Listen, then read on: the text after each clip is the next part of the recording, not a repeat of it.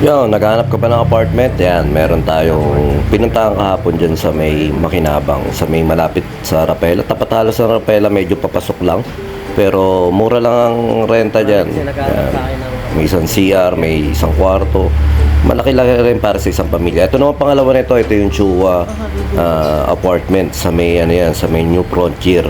At dito nga, ang kauna-una ko rin naging client dati sa Pakot Pasakay, gali dyan sa Chua apartment na yan. At ito nga, medyo malaki to at may isang CR ulit, may dalawang kwarto, ang rate daw nila rito 5K a month yan. Sa mga naghahanap ng apartment bandang Baliwag yan, may idea na kayo kung ano mga itsura ng mga apartment na yan. At ayun nga, syempre galing tayo sa event kahapon, galing din tayo sa birthday, sa pabinyag ng pinsan ko. Ito yung event namin kahapon sa Eugenio's. Yun, syempre shoutout kay Boss Ian na nagpasa sa atin ng event na yan. At saka sa mga kailangan ng sounds and lights mga boss, available po kami. Basta PM lang kayo, pag-usapan po natin mga kailangan. Lalo na banda, acoustic band, full band, sequencer, lahat ng klase ng band ng tugtugan, PM lang kayo sa amin. At pagkatapos na nga natin dyan, sumagdi tayo ron sa pabinyag ng mga tita natin, pero naiwanan yung mga kasama natin doon. At ito nga, nung gabi-gabi na, katatapos namin yung event, bumalik kami dyan. At hinihintay lang namin nung tumawag yung client namin na malapit lang din sa area na yan para puntahan na. At ito nga yung medyo minsan talaga hindi na nabibigay sa atin detalye ng mga client, pero kahit papaano naman napapag-usapan at mabait naman si ma'am at nagbigay ng konting consideration para sa mga taga-buhat natin. Konti lang gamit nila ma'am, kaso sa isang hakot. Ang nahirapan kami yung sobrang layo talaga niyan. Parang pag bumalik-balik ka, inabot kami ng isa't oras kalahati sa paglalakad na yan kasi nga sobrang layo nung pinagkukuhanan at pagdadalan. Di syempre, pagkuha mo ng gamit na yan, ayan, then yung apartment na yan, nung kinuha na namin, di syempre, pag sobrang layo, doon pa lang, nakakapagod na. Pero, ang kagandahan naman dyan, hindi naman tayo minamadali ng client natin. Pero yun nga, sa susunod, mas maganda talaga sana na ibibigay sa atin yung mga full details na ang papasukan ba is kinita, hindi kasya yung truck, at kahit pa paano nga nabibigyan din natin ng hustisya yung mga taga-buhat natin kasi sobra talaga yan, no? Nakita nyo, binidyo ko talaga to para kahit pa paano maramdaman nung mga manonood yung yung hirap din ng mga taga-buhat. Pero syempre hindi kami nagre-reklamo at basic lang yan sa mga taga-buhat natin, yung buhatan na ganyan. At saka yung pamerong pa naglalaba, nakita ko kung kailan may nag-ahot, doon pa naglalaba at ayaw man lang tumabi, anak ng toko talaga. Muntik pa kami mapaaway ng konti dyan, pero kahit pa paano, napagbigyanan naman. At ito nga sa karsada, at saka meron siya malalaki nito. At saka yun, shoutout sa tropa natin si Mark Manuel na sa Facebook. Siya yung nag-base sa atin ng postcard na yan. At ito nga yung apartment na pag-aalisan nila ma'am. Kaya lang daw sila umalis dito dahil nga hindi na kasya yung gamit nila sa apartment na to kasi marami silang padating na mga items na binebenta ni ma'am. At ayun nga, kailangan nila na mas malaking apartment para kahit papano makapag-imbak o lagay na maraming paninda nila. At ayun nga, isang mabilis na buhatan lang yan, isang mabilis na kamadahan lang din doon sa aming truck. Para mabilis tayo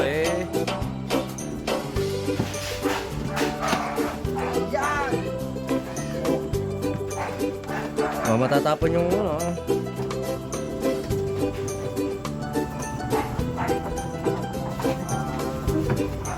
Kaya ba yan? Pagtulungan natin saan? Huwag mo muna yung sasakayan ha. I-ano natin, dudulo natin yan. Lakas niya sana. At yun nga, gaya ng dati sa mga client natin, ang nangyayari na sinesend lang yung mga malalaki, pero ang medyo minsan niya mahihirap yung mga maliliit na gamit, madami din pag pag buhatin, lalo na yun, tingnan mo ha, ilang piraso lang yung nakasabag na yun, isa-isa namin bibitbitin yun para kuhanin doon sa pinakamalayo na yun at dadalhin doon sa pinaka paglalagyan namin truck. Pabalik-balik, kung nasa malaking kahon yun, madadali sana kami, kaso nga kailangan namin buhatin ng isa-isang piraso para kahit papaano yun nga, madala namin doon. Ayan, ginawa nila ng diskarte. Tingnan na, kasi nga medyo maliliit yung ibang gamit ni ma'am, pero mabibigat naman. Ang ginawa namin yan, tamang kamada lang. Ayan ang isa sa dapat technique na natututunan ng mga lipat bahay, ang tamang pagkakamada, kasi ayaw na rin namin bumalik dahil nga gusto namin isang biyahe na lang, kasi nga meron pa kaming pupuntahan mamaya at yung pabinyag ng pinsa namin. Yun yan, minsan lang tingin magkasama-sama magkakamagana, kaya nga minamadali na rin namin. At ito, nasa Baliwag na kami at alam ko na rin yung pupuntahan natin dahil nga katulad ng sabi ko kanina, ang kauna-unahan kong client sa Pakahakot Pasakay na apartment dyan sa Michua.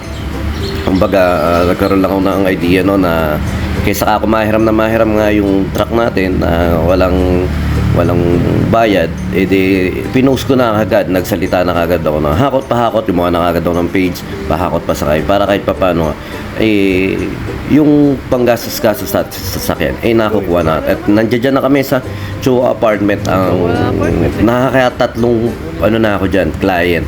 Yung una, yung yung mag-asawa na yan, sa sila ma'am, dinala natin sa Mulawin. Pangalawa, yung tropa natin sa banda na si Cecilia, basta yung Cecilia rin yun, singer.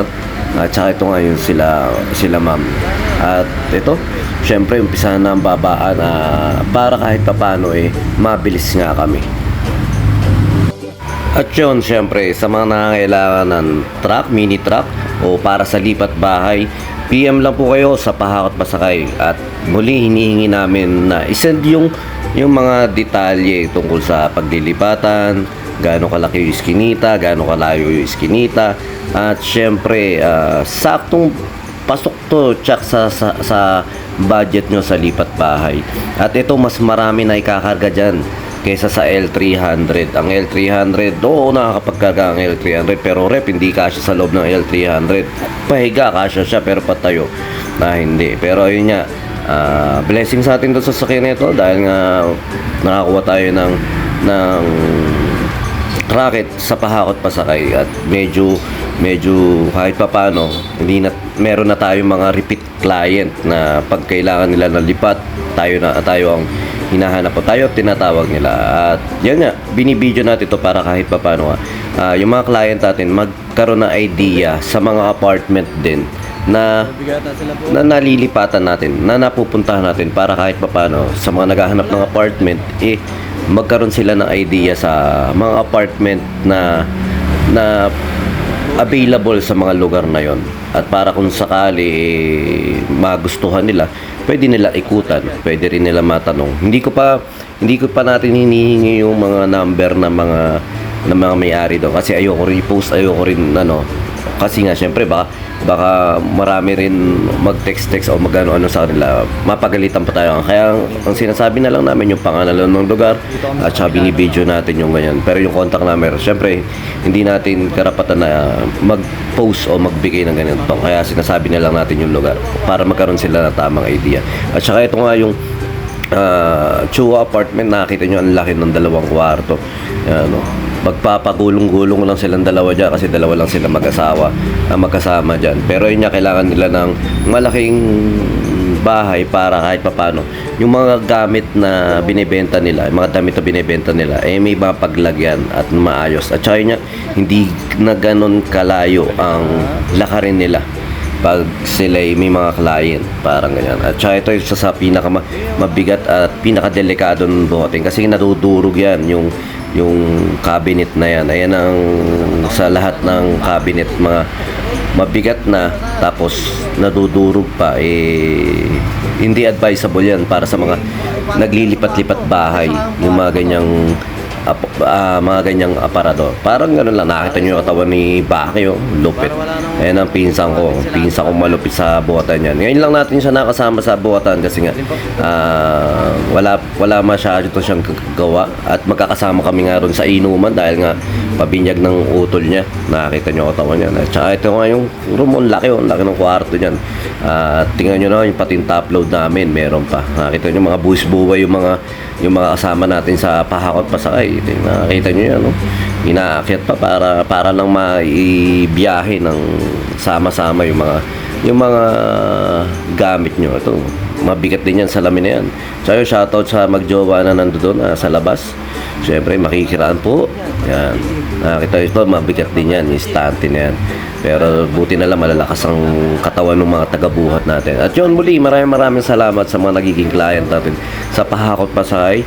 At yan, may libreng pamerienda pa sila, ma'am. Napakasulit talaga nito. At nagbigay ng 100 tip yan para kahit paano, pinandagdag na lang natin doon sa mga bigay ng mga kasama natin. At saka ito, bumalik kami ron sa pabinyag ng pinsan namin para makashot ng konti at makapag-unwind dahil medyo naging busy kami sa mga nakaraang araw, pagod, puyat. Yun nga, at napasama kagabi, nalasing ako. Doon ako sa call nakatulog, ginising lang ako ng gwardiya. Ayun, basta salamat sa lahat ng nagpapahakot pa sa kayo. Salamat po.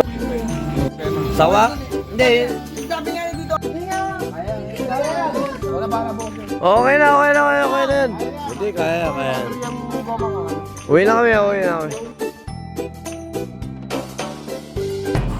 B-Jam Lights and Sounds. Yun mga boss, baka may mga upcoming events kayo na parating dyan gaya ng binyag, kasal, debut, at kahit anong okasyon na kailangan nyo ng banda, acoustic band, full band, sequencer, meron po kami at kaya po namin kayong matulungan sa mga paghahanap nyo sa mga pangailangan nyo sa inyong okasyon. At ayun, maraming salamat sa mga tropa natin syempre na nag-share, nagla-like at nagsusubscribe sa atin sa ating YouTube channel. At saka maraming salamat syempre sa mga boss natin na patuloy na nag-hire sa atin. Maraming salamat ulit.